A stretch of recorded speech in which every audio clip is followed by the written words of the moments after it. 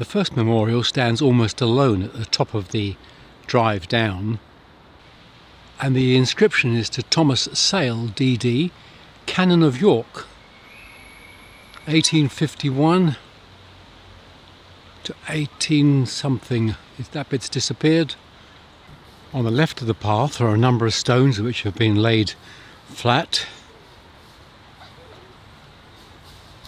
There's an upright cross standing next to it beside the path. This is to Emma, the wife of Sir Henry Stevenson, who entered into rest 1921, aged 85 years.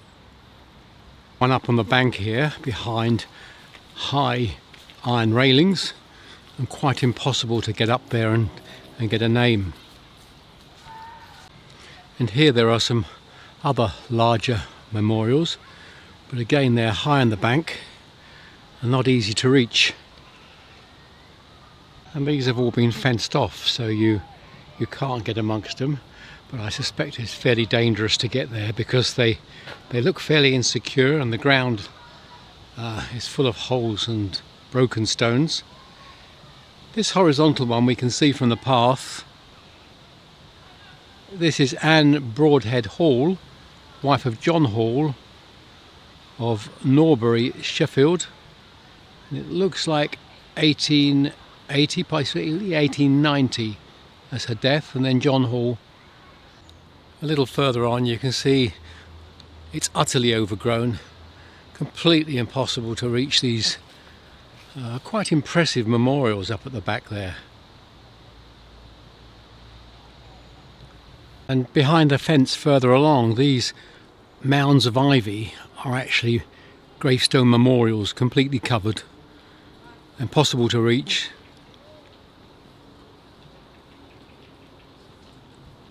Now across on the other side of the path we've got some fantastic memorials, really very large and impressive ones.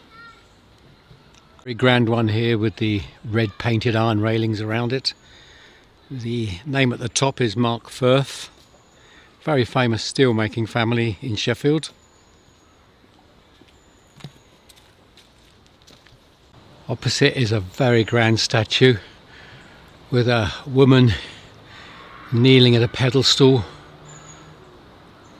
with a book open on it.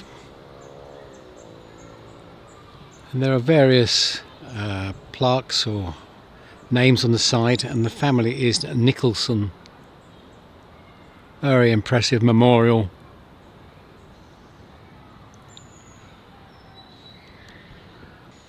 This area has been completely closed off.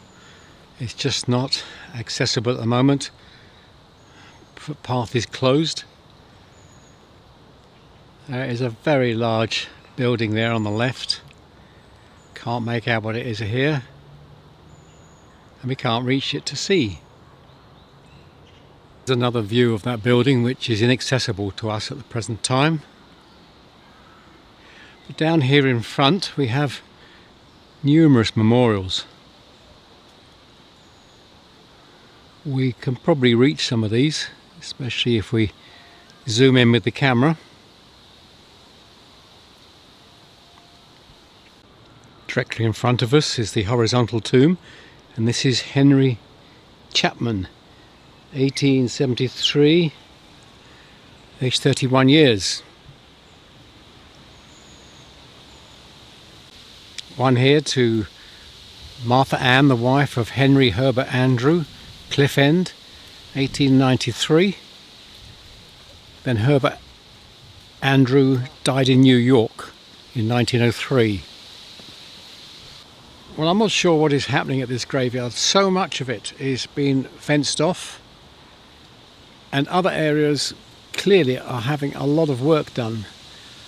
Whether they're trying to make this a safer area to come and explore, it's not clear.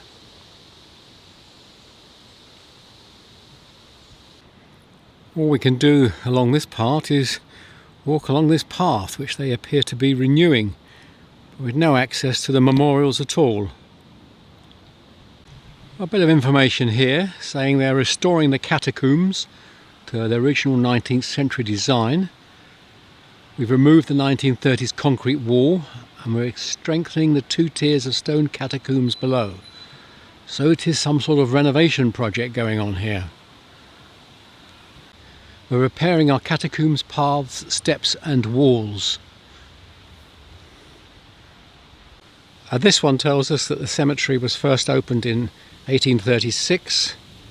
One of the finest gardenesque style cemeteries to survive in northern England. I can see that it was once very grand. At the moment it's all behind builders' fences. If we look through the fence we can see there's remains of catacombs, I would think. There's certainly concrete structures all the way along here, which presumably would have been tombs at one time.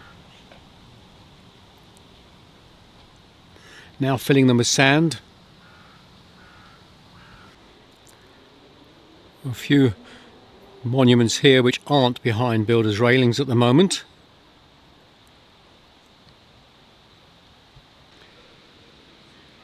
This one is to John Spear, merchant of this town. I think it could be 51, I'm not sure. This large one on the end, the family name on the base is Can. And the memorial is to Eliza West, the wife of Charles Can. And we've got some dates here. She died in 1916 and he followed in 1929. You can see through the fence that there are some excellent stones to go in and look at.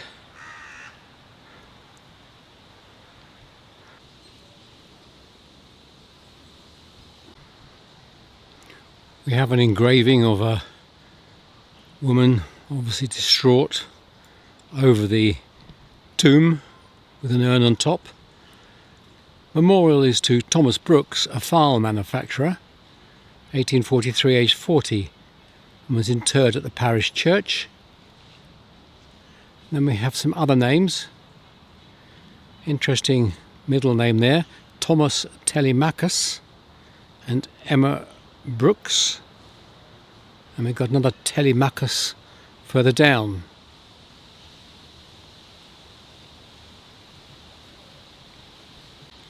This one remembers Edmund, the son of George and Emma Barber, who died aged 1 year in 1874. And then we got Julia Barber underneath and Frank Barber.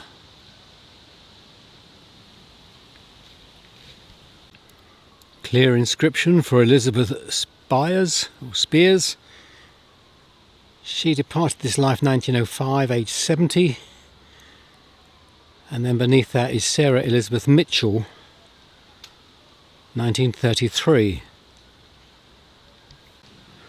An interesting depiction on this memorial. The memorial is leaning quite distinctly to the right. And this is to Thomas Binney. Along here there are a lot of stones that have been laid flat, but they're all covered with leaves at the moment. I never like stones being laid flat because they don't survive very long. The water gets into them and they crack with the frosts. It's not a good idea.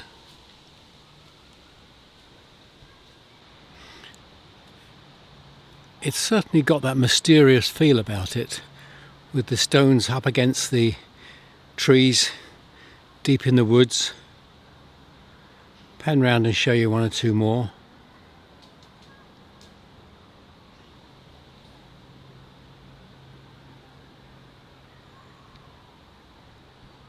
One here in the gloom beneath the trees, and this is to the family of Forsdyke.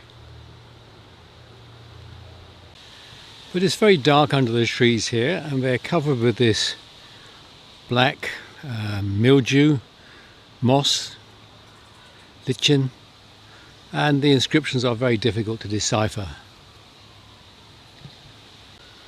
It's quite clear that although there are some good sized memorials here, A lot of clearance work has gone on over the years. There's a lot of empty space in this graveyard. It's lost a lot of character because of that. Flora Simpson, the eldest daughter of the late Neil Buchanan of this city, 1920, aged 67. And we have other names of the family beneath. Very tall, very impressive and detailed monument.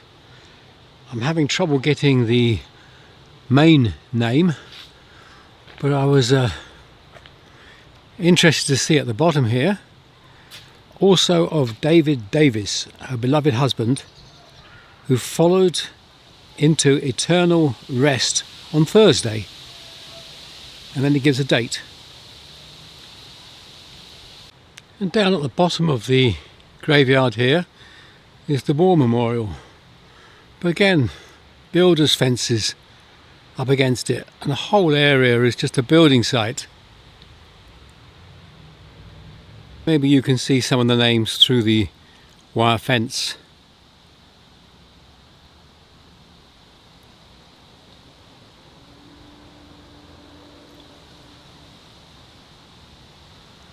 And through the builder's fence here, piles of broken memorials. It really is not good enough to treat memorials and graveyards as badly as this. You can see that these stones were memorials. You can get odd words on them still. Down there, Austin. And over the other side of the path, there's a stone that doesn't belong there. One that's just been dumped there from somewhere else. I suspect that one doesn't belong there. There's the base of a memorial, but the rest is gone. Down here are other bases, still with names on there. Elizabeth Drabble I see on the right hand side. And over here, these are plinths that stones would once have been mounted on, but not in this position. Here's a tombstone, complete. But it wouldn't have been here. The people aren't buried at this spot. William, the son of G.E.J. Wharton, 1861-1920. When they do this, when they break memorials and when they move them around, they simply destroy the character of this graveyard. I'm sure it's done with the best of intentions. But it's wrong. This one just dumped here, lying on its back beside the path, a long way presumably from where the actual grave is. Mary, the beloved wife of John Lee, 1851 to 1915. And then John, 1931. Well, once this graveyard had the potential to be one of the great graveyards, like those in London or Glasgow or in Bristol, but I'm afraid it's been utterly spoilt. And this is the bottom entrance of the cemetery. I walked my way down, but it's all fenced off with building work. Very disappointing.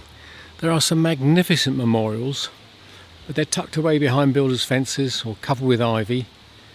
There is frankly very little to see at the moment.